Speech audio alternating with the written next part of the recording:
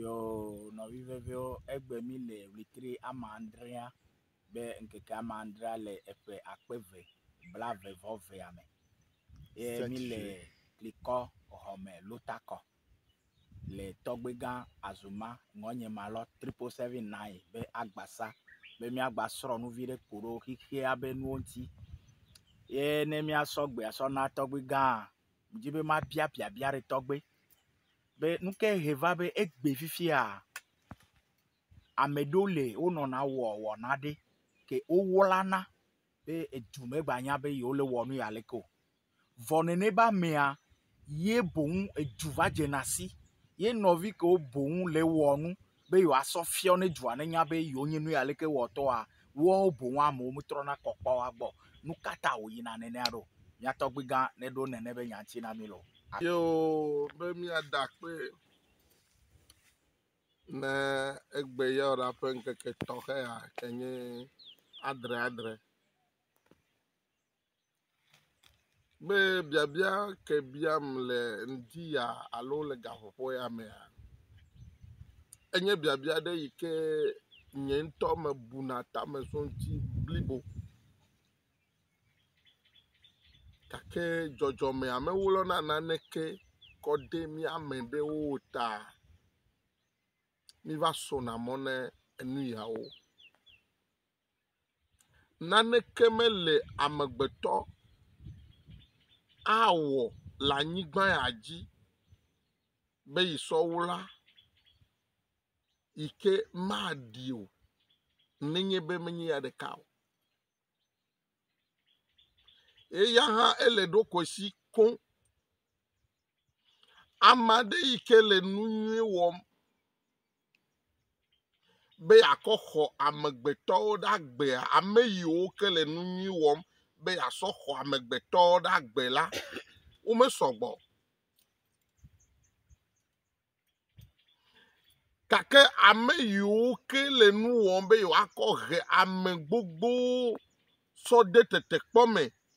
le wawula me la amemo kpona population za alo kpona amo za ono na oyo me va wone bena ameyi ke le nyateƒe toma ƒe va buna ke volenua dzɔdzɔme ava de na nyateƒe aɖe ko nenye be dzɔdzɔme ava de nyateƒe aɖe go voa trɔtrɔ va megbe na ame gbogboawoa meganya wɔna na wo elabe geɖewo la va dze aŋkpe dzi na wo geɖeawoa eva wɔna be o eyi ke agagbugbɔ yi ɖe ame ma gbɔ fia be ne fia nu ya vɔ ebu mo hafi nano le nye nu gbegble amewo wɔna kɔwulana be yoame tɔn yoame ne edome ko woanɔ gake to míawo ŋutɔ míame nuƒoƒo kple míaƒe adzeɖoɖo me la enyama va gena le mía nu ne ame aɖe yi ke mele nene ƒe numateƒe o ya nya ame yi ke eva kakana nyama nɔvinye esenama nyisɔ ke yia ale wo gblɔ lo gagble na ame ɖeke lɔlɔ yi ke le yewo kpli domea ye ta wo gblẽ lɔlɔ yi ke le yewo kplo domea ye ta yi le gblɔ no lɔlɔ gale ame ma tse kple ame ɖe dome va wɔne be nu yi ke wo ŋutɔ ne bu be yi wɔ sɔwula la eva kaka ɖe xixia me kete ame sia ame va nya ame yi ke ƒomevi nenye kaka na do ɖe ge ese kaka na do ɖe ge ese abe ame yi gblẽ na ye ɖo yi kaka na nya fi ke gava se labe o yi me ka ɖe dzi be ame ya yo ke egbugbɔdza va titre ɖe mi kple ame yiwo enɔ hame hafi wɔ nu gbegble ma be yeaɖe woƒe agbe ɖo ya ame mɔwo bo va sɔ na nyawo gbana ke abe ale yiwo ke nenye be ame ɖewo lea